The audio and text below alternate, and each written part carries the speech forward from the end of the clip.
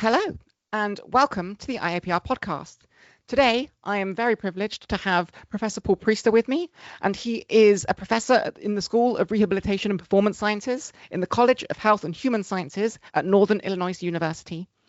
His work covers a wide range of topics, from the role of institutional racism and its effects on addiction programs, to understanding the effects and role on self-disclosure from counselors giving treatment. When it comes to psychology of religion, his work also touches on understanding the use of prayer and religiosity within addiction treatment, with some interest in providing tools to help those living with OCD with religious characteristics, as well as work on understanding counselling within the context of Islamic Republic of Iran.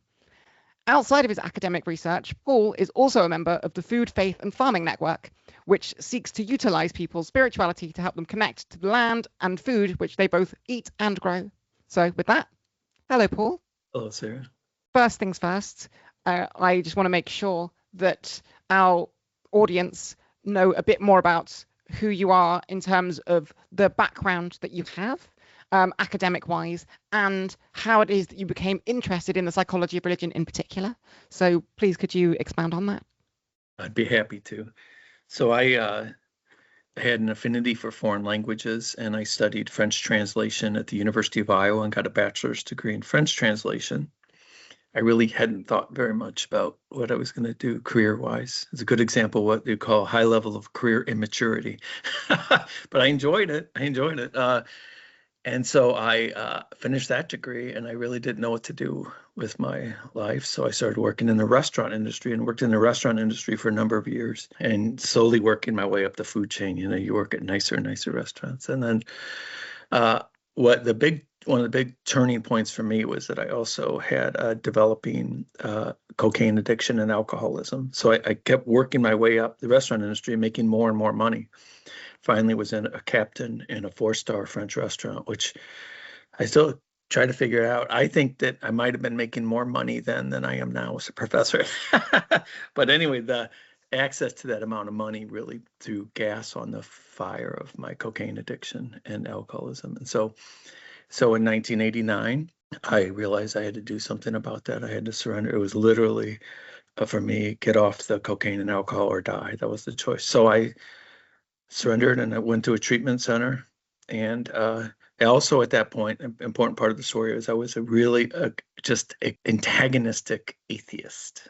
Okay, part of it fed into some of my anarchist beliefs, and I really felt that people believed in God they were weak and primitive and superstitious, and I had evolved to a higher level of being, and was very condescending, and would argue. You know, I look back at that, and it's just so interesting that why was I not okay with people thinking differently? I somehow had to convince them. A couple of years ago, I had a student in a class who was an atheist, who was about 22 years old, and he challenged me, I want to debate you in front of the class about the existence of God. And I remember thinking, I told him, no, that's a waste of class time. And first of all, I'm okay with you not believing in God. Oh my gosh, if anyone is okay, it's me. I was there. I'm okay with you not believing in God. Why are you not okay with me believing in God? I told that story to my son one point. And he said, I bet that 22-year-old didn't realize he was arguing with the future version of himself. Anyway, so I sobered up. I went through treatment. And then I thought, what am I going to do with my life? I'm not too happy with the restaurant world. It's really hard, especially as you get a little older in the restaurant world. And there's a lot of drug and alcohol use. And it's very difficult. Like, I was making great money, but I just wasn't happy. And so I decided I had gone through addictions treatment, and my counselor was just barely minimal. Really, I thought, well, I can do that. I can do that better than she did. So I thought I would study addictions counseling. So I already had a bachelor's degree, but in the United States, we have a degree below that, associate's degree. And I went back and did that, did a training program in that, the equivalent of an associate's degree in addictions counseling, and then started working in addictions counseling. All the way in my personal journey, I realized that part of the surrendering and not dying was I had to start developing some spirituality. I learned this in the 12-step program, and I had to start developing a relationship with a higher power. And what really helped me out personally in the 12-step program was including the as you understand him. And that's clearly evolved over time in my personal journey. And now I think I don't understand my higher power at all, but I still make use of it. You know, it a little bit reminds me of like, I don't know much. I don't know much about electricity. I don't know. But boy, I sure appreciate having this computer on right now and the lights on, and I can make use of it. And my life is clearly better with the use of electricity, but I don't understand it. That's sort of where I came at personally with my faith, that I don't understand my higher power, but I can make use of it. And it's interesting in my personal journey that the thing I fought against the most with the old Paul is the thing that's most interesting and fulfilling in my life. So I started doing addictions work, and now I'm clinically working. So I know I'm a little bit different than a lot of the people in IAPR because I come from from a clinical paradigm. And I was working in addictions counseling and actively working with people, helping them develop meaning and develop a relationship with a higher power to overcome addiction. And I was doing that for a number of years. And I thought, well, I want more education. And I also want to expand this and really learn how to embrace this use of spiritual tools in other contexts or in clinical contexts. When I look back now, it's a little ironic because I didn't realize I was leaving in the United States the one clinical setting where spirituality was actively, explicitly addressed. And I thought, I want to learn more how to do this. I didn't realize I was already doing it more than any American clinicians, except for certain faiths that have their own mental health clinics. So I went and I had two buddies that I did addictions counseling with, and they both got their master's degree in rehabilitation counseling. And there was a federal grant that paid for it. So once again, example of my fine career immaturity. I just thought, well, I'll do that master's degree. I knew nothing about rehabilitation counseling. But I'm grateful, I didn't have the money at the time. I went from making a lot of money in the restaurant world to making, poverty level as an addictions counselor. But I enjoyed it, I loved what I was doing. So that was the difference. So I got the master's degree in rehabilitation counseling and all along, once I got out of the addictions clinical world, every clinical setting I would work at, like, someone would come in for counseling and then they would say, I would say, look, if anyone comes in who's from a religious minority, that's where it started. I was especially really interested in working with evangelical Christians. And also I had really good experience working with members of the Church of Latter-day Saints, AKA common culture called Mormons. I had real success working with a member of the Church of Latter-day Saints. And then it was interesting because then the church started referring people to our treatment center, because they knew that I was respectful and curious and worked within that worldview. So every clinical setting I was in, I would say that if they're from a minority or if their presenting issue has to do with spirituality, or also eventually it came, one of the areas I got interested in was OCD with religious features. So I did that for a number of years, got my master's degree, kind of got the bug for wanting more education and got the bug for research, and got really interested in the use of research. Worked in a lot of different clinical settings, exploring spirituality, integrating spirituality, and then wanted to get a PhD in psychology. And it was really hard in the United States to find a program that was American Psychological Association accredited, so clinician accredited, that could be a licensed psychologist, and also addressed issues of spirituality. And that there was the denominational ones like Brigham Young for the Church of Latter-day Saints, and then there's a few others for evangelical Christians. But I didn't really fit, even though I worked a lot with evangelical Christians, and I always felt that there was a resonance between my experience as a recovering addict and their born-again experience. Like I know those dynamics. I completely understand it. But some of the credo statements I couldn't deal with. And some, like Wheaton College, I had to sign a thing. And I'm now did a long journey with my faith journey back to being a Roman Catholic. I'm a Buddhist Roman Catholic with Islamic tendencies, but was not allowed to be entered into that PhD program because they considered the weird language additive, that Catholicism is additive to Christianity, which I don't understand, since historically Catholicism, I could make the argument that I'm not going to get into theological debates. Anyway, I couldn't find a place where I fit in, where I wanted to do this. And this was 1995. Nobody in the United States was talking about spirituality except for those denominational programs, a small group. And I got accepted at Loyola University, Chicago, and there was a Jesuit priest, there was a psychologist that I thought it would work well with. And I really, really appreciate the Jesuit tradition. I thought I would function well in the Jesuit tradition. So went there, and the priest ended up being a bit of a jerk. And he left the university right after that, but I had a great experience, and they really let me do what I wanted to do. They let me create my own program, which for me included doing a lot of coursework in theology and in pastoral studies. So I found in pastoral counseling world, they were doing the type of clinical work I wanted to do, but I wanted to do it as a psychologist. So really thrived there. And then in the United States, you do a year-long internships. It's like a residency to be a licensed psychologist. So I'm trying to decide where to do my residency, and I was accepted at University of Notre Dame, which is like the most Catholic university in all the United States. At the University of Notre Dame, in my internship, it was interesting because I had clients with obsessive compulsive disorder with religious features. Evidence-based approach, the most effective approach, research really, and it's interesting in counseling, we find that there's not a lot of situations where one approach is superior to the other. It's called common factors approach. That really is the counseling process, the interpersonal process that brings about healing. Well, one of the exceptions is obsessive compulsive disorder, and that they're adamant about when you treat obsessive compulsive disorder. Foa is a famous psychologist that developed this approach called exposure and response prevention. You expose the person to the stimulus that's causing anxiety, and you actively disrupt the cycle by interfering with a ritual that then brings about decreased anxiety. So I'm at Notre Dame, and we have students who have OCD, and their ritual is prayer. So I'm at Notre Dame. I can't be working as a psychologist telling Catholic students not to pray. So I really started exploring the complexity of that. And some of that had to do with helping the person I'm working with to differentiate between OCD prayer and healthy prayer. And then, in effect, extinguishing the OCD prayer.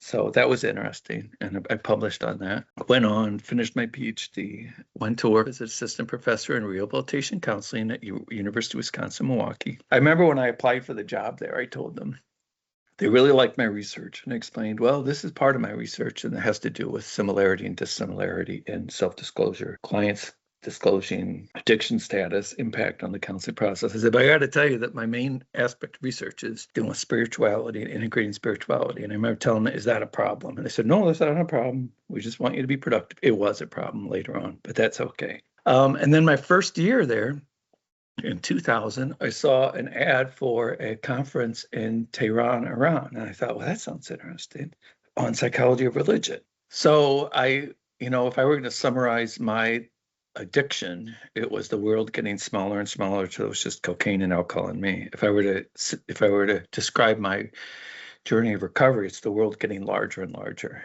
I had never been even out of the United States at that point, believe it or not, typical American, right? even though I was fluent in French, which is weird. So I saw an advertisement within Division of 36 Psychology of Religion, which in American Psychological Association, which I used to be very active in, not so much anymore. I saw something about an international psychology of religion conference in the Islamic Republic of Iran, in Tehran.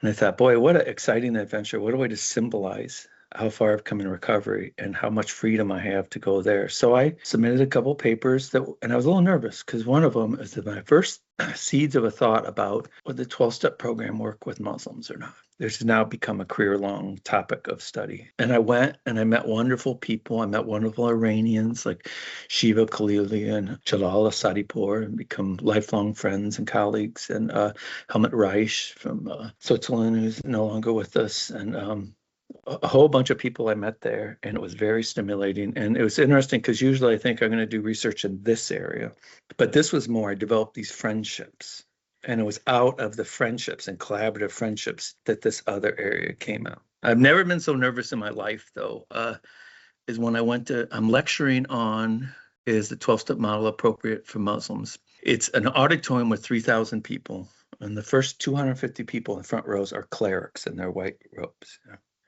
And then they're talking about Islam, never so nervous. But, I think it helps me because I kind of feel like the universe put me in a good spot, that I'm given some freedom that other people aren't. So say, for example, look, I'm just an American Catholic with respect and appreciation for Islam, trying to understand it. And please tell me if I'm wrong, or please correct me if you see something. And that really grants me. It's interesting. Some of my Iranian friends would tell me, you have more freedom to speak than I do, because with that sort of thing. So that went really well. And then shortly after that, Shiva Khalili told me, we're going to this conference in Scotland. I forget what the exact name was, but what it was the kind of rebirth of IAPR. I think it was 2001. I'm not quite sure on the date. And they had this it was this old European group of psychologists, religion. I can't remember all the exact things. Went there, had a blast, met some people that ended up being career-long people like Heinz Straub, who's I just respect so much, and Ralph Hood. And these became people that I met that were the most critical of my research that I've ever met, and that I respected so much that I could not get defensive and instead learn from them. That's really valuable for me as professional relationships where I can be challenged and grow instead of defensive. And they had a huge influence on me, but especially Heinz and Ralph. Heinz, by the way, whose nickname is the German Elvis. The German Elvis. And Ralph had a huge influence on me. So I got really interested in IAPR. I've been to most of the conferences. There's just a few I missed because children were being born. But I've been to a lot of them. I've always enjoyed it. And then, it ended up being a problem at University of Wisconsin-Milwaukee.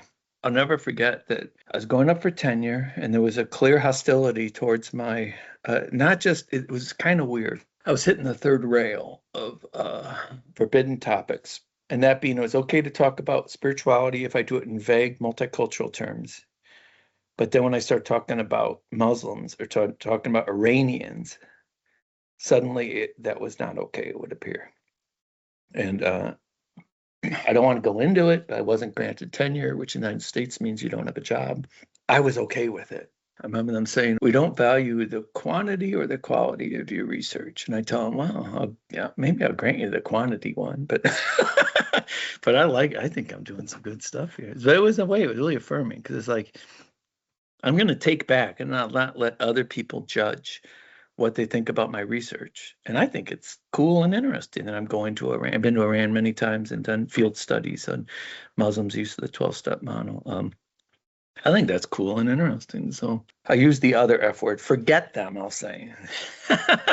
And it was good. It was a very empowering process. Believe it or not, getting fired was an empowering process. And then I did a visiting position at a small Catholic university in Milwaukee, and then went on to North Park University in Chicago, which is the university for the Evangelical Covenant Church of America.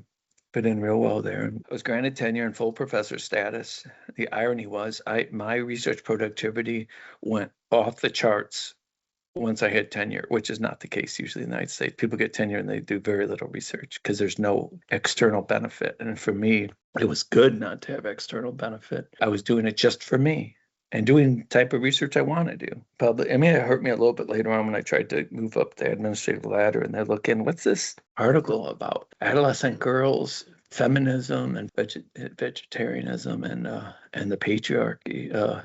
But I enjoyed it. It's fun. Like I've had fun pursuing the things I want to pursue. So I got the opportunity professionally to become an administrator, the chair of the school at Northern Illinois University. Dramatically increased my pay, dramatically decreased my research just because of time, and did that for 4 years. And I got this large training grant to train recovery support specialists in the state of Illinois. It's what I was seeking right in the beginning with my anarchist feminist beliefs, that I think that so much of the problems are with the systems of power, the patriarchy and the hierarchical nature creates the problems, I think. And all mental health care in the United States is patriarchal by de facto definition. The clinician up here and the screwed up person down here. And I was looking for this. And recovery support specialist, the idea is taking someone with lived experience who's willing to appropriately disclose that to someone who's suffering. And what they found out is it brings out much better clinical outcomes and that sense of hope. And the idea is I recovered. I did it my own way. You can recover. It won't look like me, but you can do it. And the story that I stole this, I didn't make this up. Let's say someone's fallen into a deep hole.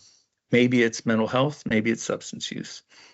And the psychiatrist, and they're in the hole and they're suffering. And the psychiatrist comes along and looks down and says, oh, I see you've fallen into a deep hole. Let me prescribe some medication. The psychologist comes along, oh, I see you've fallen into a deep hole. Let me do some testing to figure out why you fell into the deep hole. A counselor or social worker comes along and says, oh, I see you've fallen into a deep hole. How do you feel about that? Then the recovery support specialist comes along, climbs down into the hole, puts her arm around him and says, I see you fell into a deep hole. I fell into a deep hole once myself too. I figured a way out. And together, you can figure a way out. and I'm here to support you. And that's the new role. This, I think, a minor revolution, not evolution, revolution in mental health care in the United States. And I'm really passionate about it, and it really aligns with me. And also spirituality is an integral part of that, because many times people have spirituality as for dealing with addictions and mental health as a coping tool. So I've been doing that. Now the good thing is I'm able to get more involved with research now. So I'm kind of picking up that a little bit. So that's sort of my educational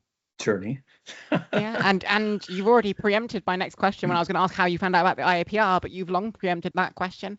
I guess the lived experienced practitioner is something that's actually taken hold in the UK a lot more in the last 10 years or so, 10 to 15 years or so. I found this out more so from having worked at Nottingham Trent University with a group of people who were looking at eating disorder research, and they're working at making an intervention that includes people with lived experience in helping that. And through that, we found charities that have been doing this for some time. And that there are also other people, colleagues and people outside of academia that I know who also work in this capacity, as people who have lived experience with, say, mental health, and they go and help people. As you said, I've been in this deep hole before.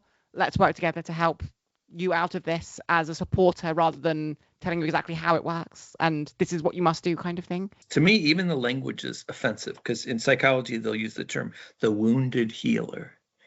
It's so offensive to me. It's back to that categorical us and them. No, we're all wounded, right? As Leonard Cohen would say, there is a crack in everything, and that's how the light gets in. It's not though, and that's the whole mental health care model in the United States. Those wounded, screwed up people over there, and us clinicians. That's part of the problem, I think. And that's definitely an interesting, I guess, take and as you said, revolution, paradigm shift almost, if it takes hold of the entire approach to the mental health care ecosystem and way of doing things, which is beyond the scope of the IAPR, but is definitely interesting work. And I would implore people to go and read your work, because you are, as you said, very passionate about, and you have always been very passionate about this equalizing of the power dynamic. And you have publications from almost 20 years ago now talking about the self-disclosure aspect and about having the person who is assisting in this person getting out of that deep hole also having once experienced the same hole, as it were. And so it is great to hear how you came about into that and why you think it's so important, but also hearing your journey. For the people who listen to this podcast come from people who are non-academics all the way through to people who are professors, but in between that you have the early career researchers and the people who might have come into academia at a later stage. So hearing the fact that you came into academia at a much later stage, you've already had an entire separate career, and then you've come into academia separately and found psychology of religion entirely separately. There is no one way to come into this stuff. And what's interesting too is when I think about my international research related to psychoreligion, it's all that power dynamic still there. And the problem is, as an American coming in with privilege, I go to these other countries and sometimes they want to invite me in to be a colonial power, like bring your Western models here. And my point is, no, it's not the colonial power up here and the underdeveloped country here. And I try to work collaboratively and also help identify approaches that we have things to learn from other cultures. It's not the American academician coming in and imposing it, but it's really odd, because sometimes people are actively seeking you to impose your model upon them. Very interesting. But anyway, just a side thought. Yeah. So you've spoken a bit about how you've gone to places like Iran to talk about and to understand the approach of the 12-step program there. And I know you've written chapters, book chapters and other pieces about the sociocultural nature and the context and religious influences on how treatment can occur. What is seen as healthy, what is seen as unhealthy, and what kind of things can be used as treatment. I think you've written, for example, looking at South America, where they use certain chemicals that they would say that's fine to use, which in, say, North America, they would not be okay with at all. Or but in also, Islam. Islam. or as I say, in Islam in particular, I was going to say that's the follow-up is in North America, alcohol might be considered okay in some circumstances. For example, in churches in particular, you have drinking quote unquote the blood of Christ in the form of communion wine. But in Islam, even the thought of consuming alcohol is itself haram, right? You cannot do that. It's not okay to drink alcohol. So you've not just got the approaches from the sociocultural aspect, but even what is considered allowable in the use of treatment pathways and that kind of thing changes based on the culture and the religious context. Yeah. That book chapter you're citing, it's pretty good. I like that book chapter overviewing the relationship between psychology and religion. The co-authors on that were Shiva Khalili, the first woman to get her PhD in clinical psychology in Iran, and then a graduate student of mine who was an Indian-born American Catholic priest, now in America, Catholic priest getting a PhD. And I thought so interesting to have these different perspectives, all addressing the one issue and also coming at it. And in that book chapter, we could do that. Other times when I've collaborated, I think where you're coming from, the presuppositions you have matters. And other times I've published, and I'll try to say, this part of the article is written by me and give my origin story in a brief way. And the other part's written by Shiva Khalili, and here's where she's coming from. And in the academic peer review world, they'll say, that's not professional, that's irrelevant. I go, no. It's totally relevant. It's not value free. You have to know the perspective that the person's coming from. I routinely get that feedback from editors. I don't see what this has to do with your research study. But anyway. I wonder if some of the researchers in psychology generally would be appreciative of IPA analysis in the qualitative world, where the fact that your approach as a researcher is informed by your own experiences, your own past, even the very questions that you're going to ask, the kind of questions that you think are valid to ask are going to be influenced by your cultural background, your research background, and so on. Yeah, a while ago, Ralph Hood had a mid-year thing for Division 36 for APA at University of Tennessee, Chattanooga, and I presented a paper there too. The whole idea is that if it's medical research, you have to disclose conflict of interest. I did a sort of a thought piece there that we should have conflict of interest. If I'm going to be writing about faith, I should disclose, am I a person of faith? Am I an atheist that's antagonistic to it? The very questions I propose are influenced by that and my interpretation of the data, especially I think in qualitative data, but in quantitative too. It's all research is biased by that. And I think that it should at least be open and stated, but it's not, As someone who is a post-positivist, I don't think there is such thing as unbiased research. And and I would argue this is not only the case in psychology. I have a cousin who's doing a PhD in physics, looking at particle physics, and I would argue. I use that in my paper, and I wrote a textbook on research methods, and I used physics research to demonstrate the bias, just the observer effect, that the act of observing alters the interaction on a physical level, let alone we get into psychology. Yeah. But even then, the kind of questions that you want to ask. What's the episteme? Like, why are we asking this question instead of this question? Both are potentially valid questions, but the fact that we have asked this question rather than this question is itself a form of bias. And so that's where knowledge construction occurs as a scientific body, as humanity. So I think disclosing our own biases coming in might highlight why we're asking certain questions. Just to bring it back to the personal, to self-disclose my side, I am an atheist, and I have always basically been an atheist for as long as I know. Both my parents, they sent me to Cheder, which is like Sunday school, but they were like, well, we're doing this because that's part of our tradition, but you can believe what you want to believe. Like, you don't have to believe in God, because they were also kind of atheists. So it's one of those things where they weren't going to push it onto me, but they were like, if you believe it, you believe it. We want you to know where you come from, what the religious beliefs are. And then I remember before I went through the growing up ceremony that exists at the age of 12, 13, Jewish people, the rabbi was speaking to me, and they were like, this is you basically saying, I am going to become part of this religion. And so I ended up going away and reading like the Hindu Vedas. I read the Quran, I read the full Bible, and I was like reading all of this stuff, and I was like, I don't believe in this. And the research that I do as a result is probably influenced by that. I'm interested in the biochemistry of the brain when people are doing religious ritual, because I find the fact that people find religious ritual incredibly uplifting and causing social bonding, I find that fascinating from an intellectual perspective rather than a faith perspective. And that knowledge might influence the questions that I ask and my approach to the research itself, right? So there is no way of not being biased because of my background and my personal standpoint. And reading the chapter that you put out, even though you put it out a while ago, I read it more recently and I was like, yeah, this makes a lot of sense. And seeing that you have done that in your, psychology of religious articles, that you have said, this is where we've come from, this is our background. And it is interesting that editors pushed back on that. But I'm glad to see that you were able to push back on those editors and go, no, it is vitally important. Yeah.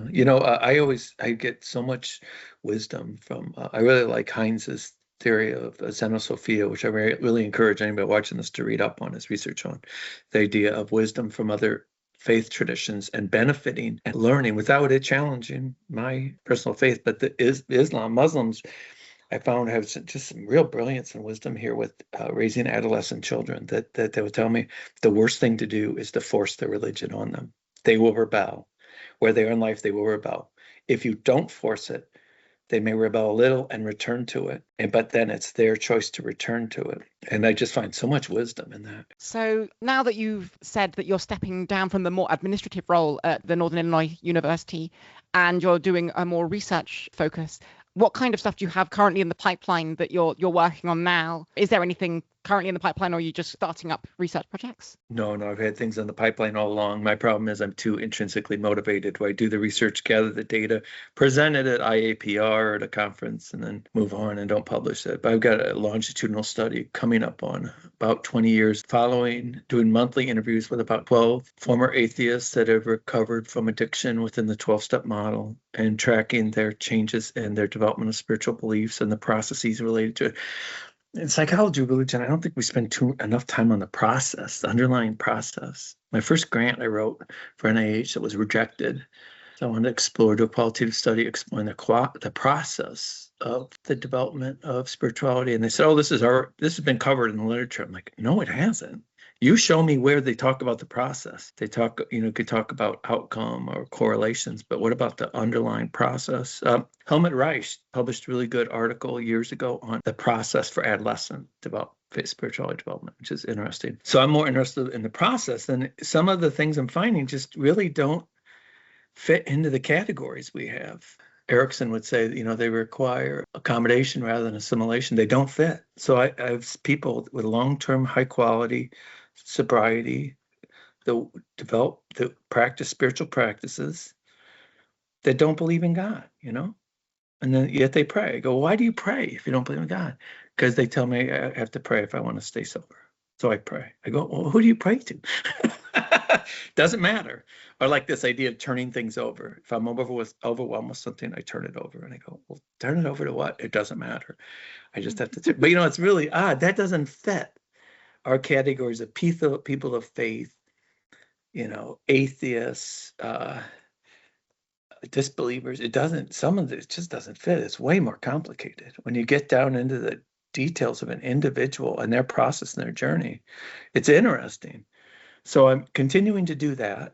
And then I've been sitting on some interesting data for a while that I just haven't published. I did this great field study. I can't believe I got funding from the U.S. State Department for this, where I went and did a mixed methods field study and interviews in Turkey and Iran at 12-step meetings, exploring how Muslims make use of the 12-step model and the ease of it and the how they do cultural accommodations. It's a really good study. I've presented at conferences. I've never published it because I just get too busy with new things. So I'm looking at publishing that. I've got a really good study we did on clinical data suggesting that in the United States, white clinicians, the impact of admitting they're racist or denying they're racist with African-American clients. These were inner city African-American male clients receiving treatment for cocaine addiction. And what we found is that the clients trusted the white clinicians at a much higher rate if they admitted they were racist. Because the whole idea is, I'm Black, I know you're racist. The question is, do you know you're racist? And if you're willing to admit it, maybe I can work with you. So that's pretty really interesting data, really counterintuitive to what you would think of social desirable answers. So trying to get some of that out. But, also I'm at an interesting point in my career where I'm 64. When do I choose to retire? I'm talking to you right now I have 2 organic farms in Wisconsin. I'm talking to you from Cleveland, Wisconsin.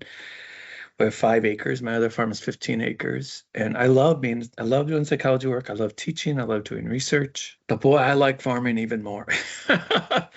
So also thinking about wrapping things up, I read this interesting interview with Michael Stipe, formerly of REM, and he's about my age. And he's saying, I'm at the point in my life now where I have this long list of things I want to do, but realistically, I'm running out of time. So I have to start prioritizing what I want to do. And I thought, wow, I could relate to that. So I certainly relate to that in terms of which research studies I want to get out. I'm not opposed to starting new studies, but it's dependent upon the collaborative relationships. If I can engage in a research study that would benefit someone else, like a younger professor or a graduate student, then I'll do it. Otherwise, I'm just trying to wrap up things I have and then become Farmer Paul. And I think about 3 years. So I'm thinking of becoming an associate fellow with the Order of St. Julian that's based out of Wisconsin. And I don't know if St. Julian of Norwich is one of my favorite mystics. And there you can become a lay oblate, I think they call it.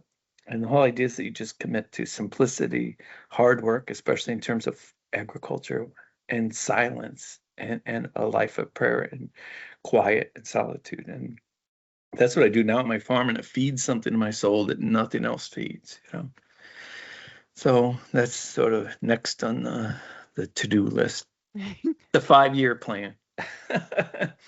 So I wish you the best of luck when it comes to getting the bits of data that you've already collected, written up and over the line, submitted, so that you can move on to that next phase of your life where you can have that kind of spiritually rewarding aspect of doing the farm work and the hard work that feeds your soul. Because I think a lot of people forget that we are human after all, and while our research is very interesting, and I do love research, and I love reading everyone's research, we're all people, and we're all more than just our research. And as you've stated, if we only think about our research, then later on, if someone does retire, what's going on after that fact? And so it sounds like you've already got that planned out of committing to that kind of more spiritual hard work, and not quite fully ascetic, but more reduced.